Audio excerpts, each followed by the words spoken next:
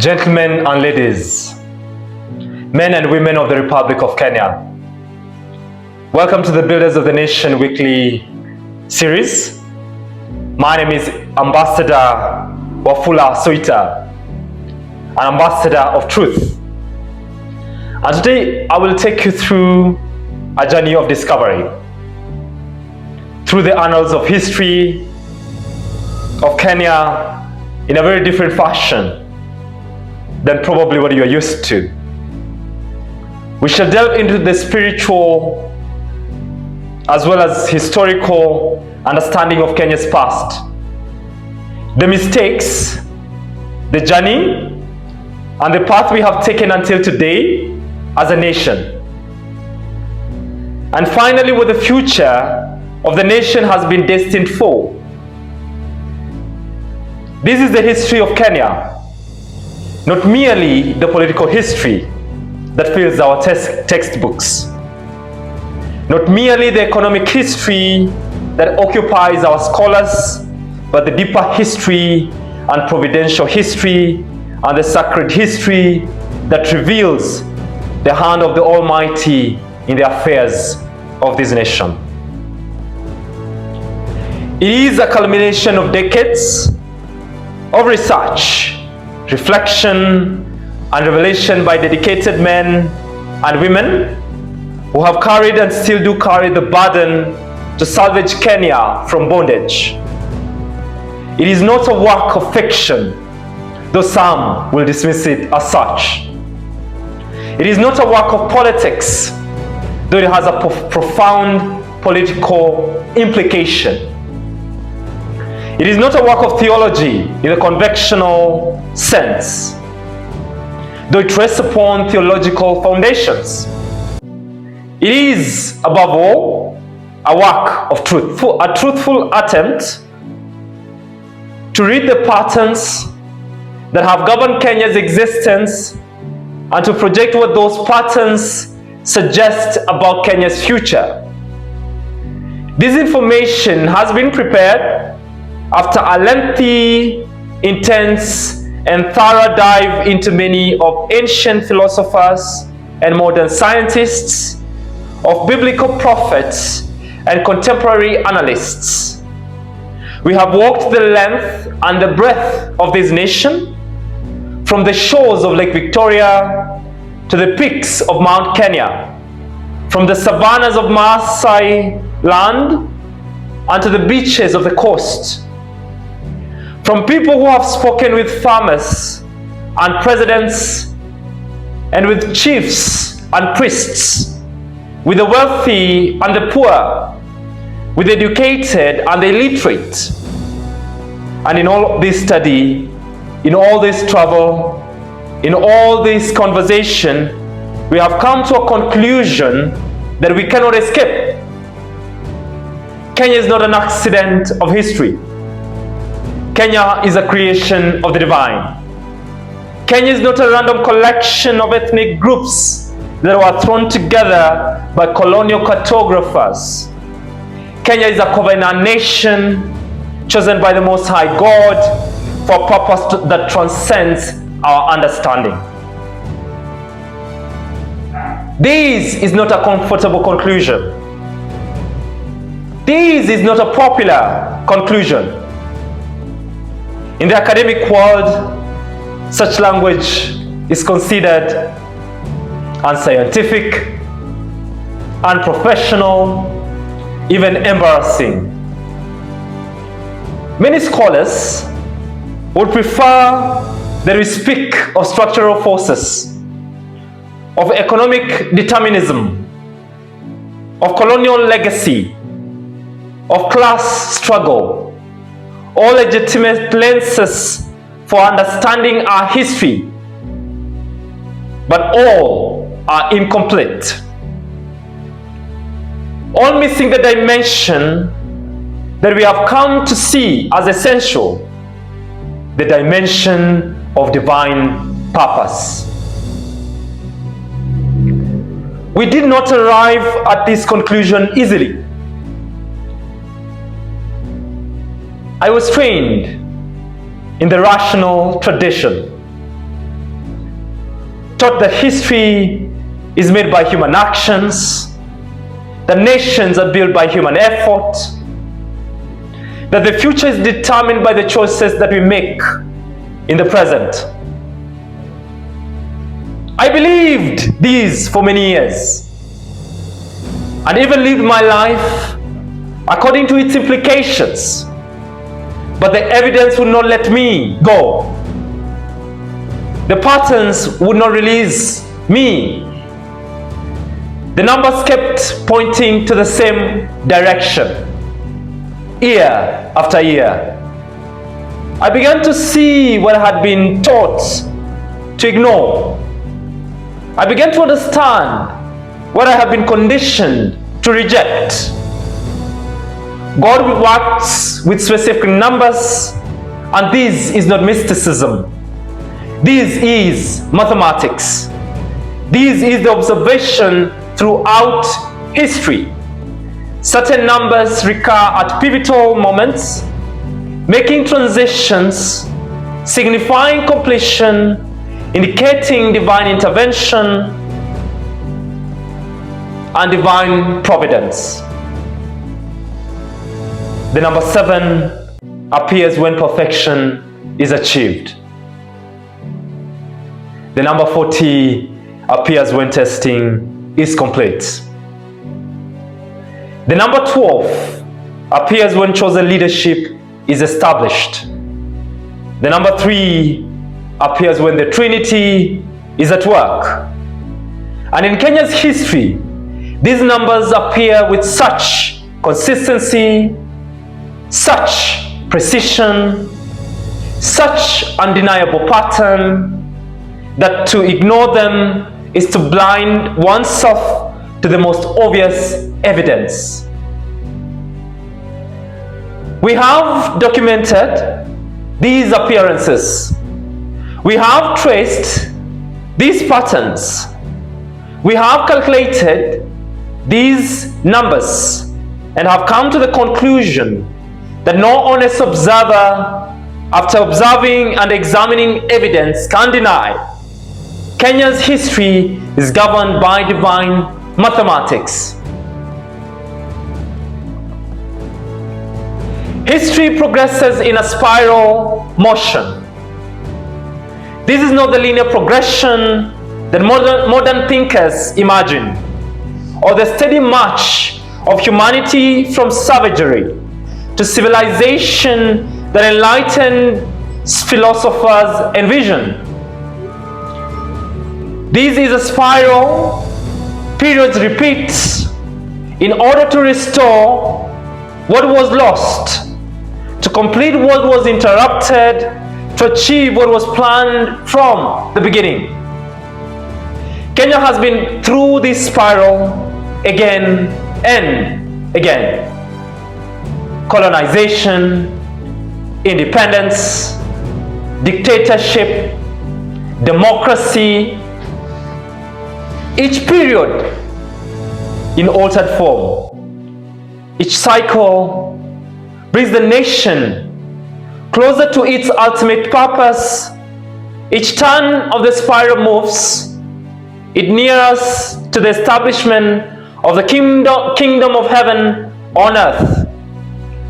We have observed the spiral in operation. We have traced its movement through the decades and seen how each turn to a previous period has brought refinement, correction, and progress through often accompanied by suffering, which is the mechanism by which refinement occurs.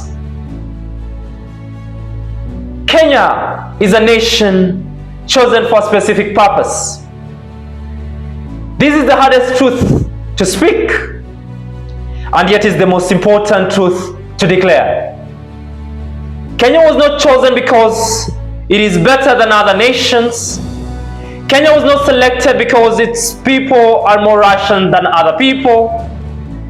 Kenya was set apart because God, the Most High, has a plan that requires a specific location, a specific people, a specific history.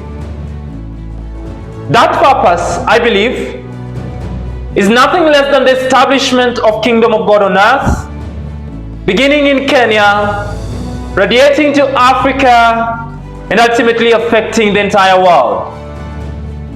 This is not arrogance. This is vocation. Kenya has been given a calling that it has not yet fulfilled, a destiny it has not yet realized, the suffering it's endured, the division it has experienced, the failures it has suffered, all has been a preparation for this calling, all have been refinement for this destiny. Kenya was created based on truth, but recreation must happen also based on truth. When the British arrived in 1890, when they drew the boundaries of the East African Protectorate, when they began the process of colonization, they were operating in a field of lies. They claimed to build and bring civilization, but they were bringing exploitation.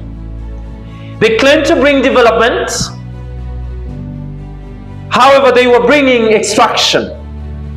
They claimed to bring in Christianity, they were bringing a tool of control.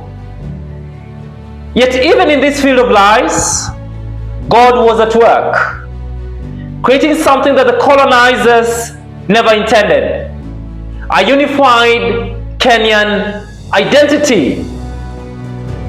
The very act of bringing diverse people together under single administration, of drawing boundaries that encompassed dozens of ethnic groups, of imposing a common language and legal system, all of this was preparing the ground for something the colonizers never have imagined. A nation that would one day become a beacon of the world. Kenya was created on the basis of truth, even though the process was marked by lies. And Kenya's recreation must also be based on truth. But looking at Kenya today, at the corruption that pervades every level of government, at the theft that characterizes every election, at the betrayal that every leadership transition defines, it is clear that Kenya is a nation built on lies. The promise of independence was corrupted by practices of tribalism. The promise of democracy was corrupted by the practice of electoral theft. The promise of justice was corrupted by the practice of judicial compromise. This video is our attempt to chart a path from this field of lies back to the field of truth. It is our effort to show how the spiral of history can complete its turn, how the divine mathematics can achieve its purpose, how Kenya can fulfill its calling as a chosen nation. How is this series organized? In the videos that will follow, I'll take you through the history of Kenya as we understand, and not through linear progression of events, but a spiral of divine purpose, moving from creation towards recreation, from the current suffering towards the coming of the kingdom. First, I will explain what the people must understand: the nature of their calling, the evidence of their history, the significance of the numbers that have governed their experience. Second, I will describe the nature of the oppression they face, the new colonization that has replaced the old, the system that has been designed to produce the same corrupt results, the cost of their divisions, Third, I will issue a call to the various segments of the Kenyan society: the youth, the women, the religious community, the opposition, each with a specific role to play in the drama of restoration. Fourth, I will paint a vision of what could be the economic kingdom, the political kingdom, the spiritual kingdom, and the social kingdom, showing what Kenya will become when the restoration is complete. Fifth, I will issue warnings about the consequences of failure and promises about the rewards of the obedience. The two paths that lie before us, the nation. The two futures that are possible. Sixth, I will present a timeline showing what happens when, the sequence of events from the present to the establishment of the kingdom, and finally, I will offer prophetic declarations, prayers, and the final words that need to be spoken to a nation standing at the threshold of its destiny. A word to you, my viewer. These videos will challenge you.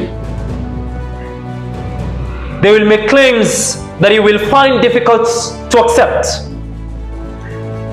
They will suggest patterns that seem too neat, too precise, too ordered, and too coincidental. They will speak of the divine intervention in terms of that modern rationalists find uncomfortable.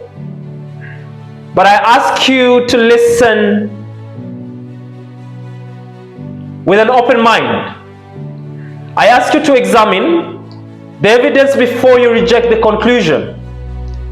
I ask you to trace the patterns before you deny their significance. I ask you to count the numbers before you dismiss them as fantasy.